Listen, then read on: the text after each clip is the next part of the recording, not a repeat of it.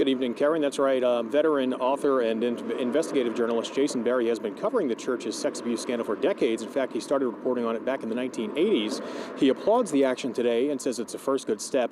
But in the same breath, he says the list is far from complete, considering what details it does not have. These are capsules, and the good thing is that the church has gotten it out, so there's a baseline. Author and investigative reporter Jason Berry says the Archbishop's decision to name clergy accused of sexual abuse is a good start, but he says that list has holes. For example, we don't know how many allegations there were against a given priest, although there are some things that do offer hints. Berry points out the entry for John Tommen as an example. He was shuttled among 10 parishes between 1958 and 1967 before he was removed from ministry. Well, then you naturally wonder what happened between 1967 and his death in 1989. Berry notes that being removed from the ministry, as the list notes each man was, does not mean he was defrocked.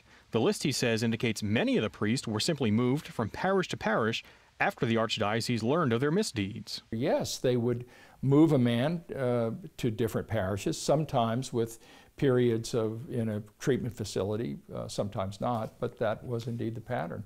Amen says it was his choice to release the list, something he says would have happened even if the church's sex abuse scandal was not making headlines across the nation again. For about a year, I've been thinking about this and trying to weigh whether it was the right thing to do. And I made the decision, and I think it's the right thing to do. He is having to deal with the cover-ups of his predecessors. On the other hand, there should be more information about the disposition of each one of these sort of capsule profiles.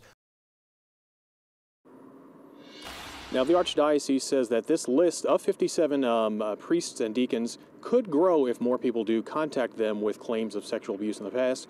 If you're someone who needs to contact the Archdiocese, you can call the Victims Assistance Coordinator. That number is 522-5019.